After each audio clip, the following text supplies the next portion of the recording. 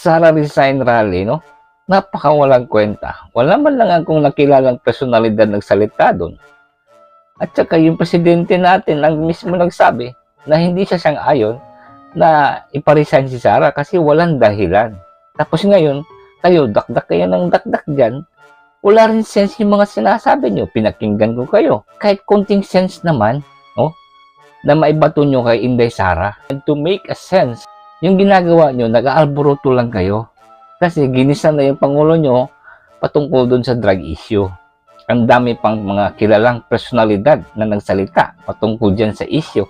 Wala kayo sa mga DDS na vlogger. Yung mga DDS na vlogger, may sense, may laman yung utak. Kahit na bumalik pa kayo, mag-rally uli kayo, para magdagdagan kayo kahit mga 10 o 5 katao.